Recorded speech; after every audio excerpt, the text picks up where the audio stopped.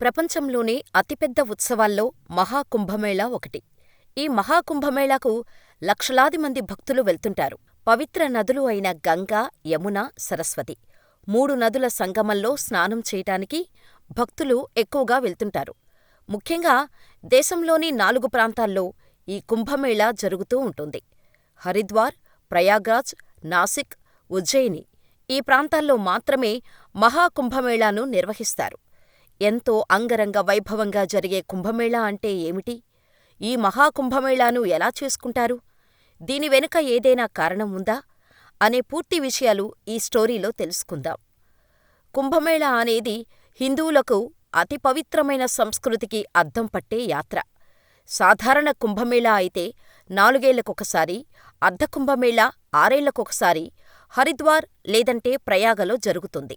ఈ పూర్ణ కుంభమేళా అనేది 12 ఏళ్లకొకసారి జరుగుతుంది. ఈ పూర్ణ కుంభమేళా అనేది ప్రతి 12 సంవత్సరాలకు ఒకసారి ప్రయాగ, హరిద్వార్, ఉజ్జయిని, నాసికల్లో జరుగుతోంది. ఇలాంటి పూర్ణ కుంభమేళాలు 12 పూర్తయితే అంటే 144 ఏళ్లకొకసారి అలహాబాదులోని ప్రయాగలో మహాకుంభమేళా నిర్వహిస్తారు.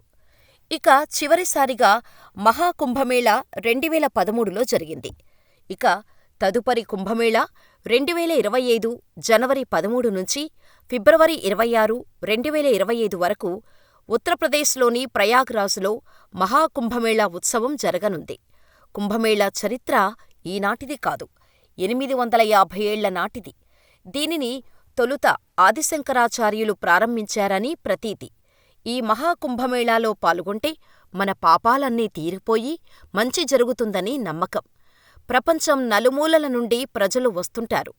జ్యోతిష్య శాస్త్రం ప్రకారం కుంభరాశిలోకి బృహస్పతి ప్రవేశం, సూర్యుడు మకరంలోకి ప్రవేశించినప్పుడు మహాకుంభం ప్రారంభమవుతుంది.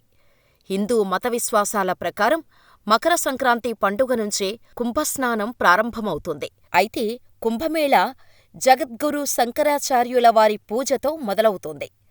హిందూ పురాణాల ప్రకారం దేవతలు, రాక్షసులు కలిసి సాగర మథనం చేశారు. ఈ క్షీరసాగరం నుంచి చంద్రుడు, లక్ష్మి, కల్పవృక్షం, కామధేనువు, ఐరావతమనే తెల్లటి ఏనుగు, ఉచ్ఛైశ్రవమనే తెల్లటి గుర్రం, సుర అనే మత్తుపానీయం, ఇంకా ఎన్నెన్నో ఉద్భవించాయి. చిట్ట చివరకు అమృతం సిద్ధించింది.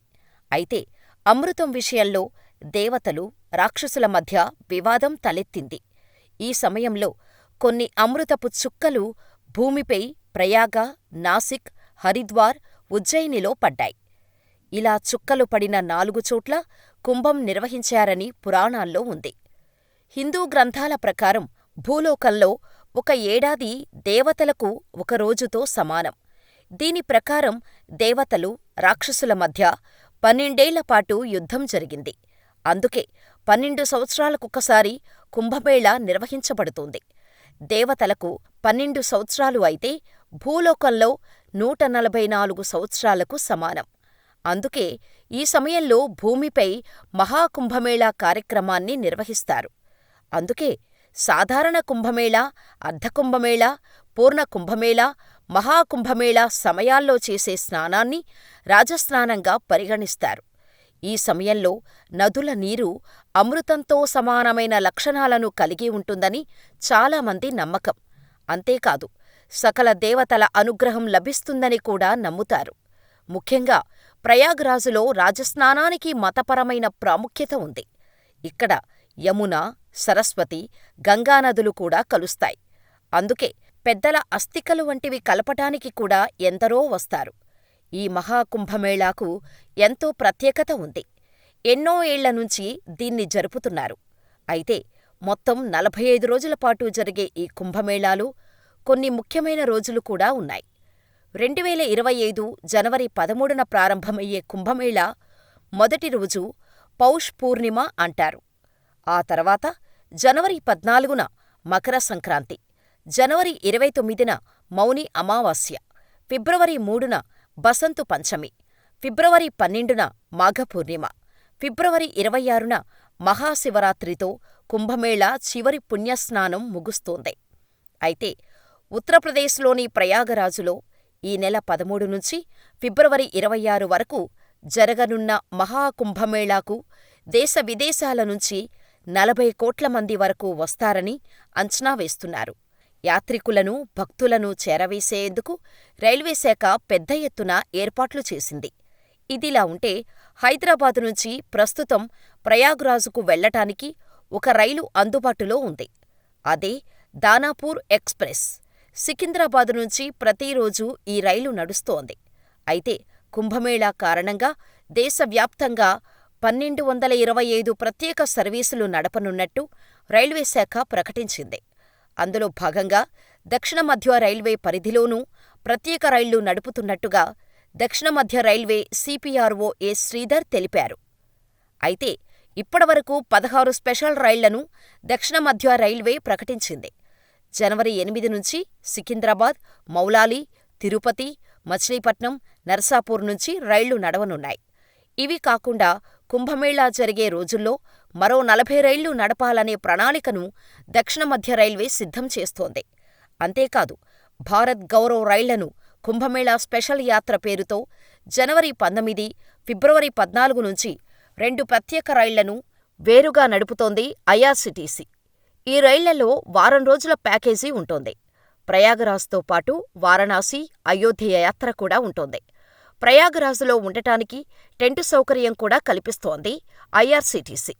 రెగ్యులర్ రైళ్లతో పోల్చితే స్పెషల్ రైళ్లలో 1/3 వంతు ఛార్జీలను దక్షిణ మధ్య రైల్వే అదనంగా వసూలు చేస్తోంది. అలాగే విజయవాడ నుంచి ఆది, మంగళవారాల్లో ఒక రైలు అందుబాటులో ఉంది. విశాఖపట్నం నుంచి స్పెషల్ రైళ్లను నడిపేందుకు ఈస్ట్ కోస్ట్ రైల్వే నిర్ణయించింది. ఇప్పటికే రిజర్వేషన్లను అందుబాటులోకి వచ్చాయి కూడా. ఇక విమాన సర్వీసుల విషయానికి వస్తే తెలుగు రాష్ట్రాల్లో కేవలం హైదరాబాదు నుంచే ప్రయాగరాజుకు నేరుగా విమాన సర్వీసులు ఉన్నాయి. ఇండిగో సంస్థ ఉదయం 10:50 ఒక విమానం నడుపుతోంది. మరో సర్వీస్ కూడా ఉంది, కానీ అది కనెక్టింగ్ ఫ్లైట్. విజయవాడ, విశాఖపట్నం నుంచి సర్వీసులు ఉన్నట్టుగా ట్రావెల్ బుకింగ్ సైట్లలో సమాచారం అందుబాటులో ఉంది. కానీ ఆ సర్వీసులన్నీ నేరుగా కాకుండా కనెక్టింగ్ విమానాలుగా ఉన్నాయి.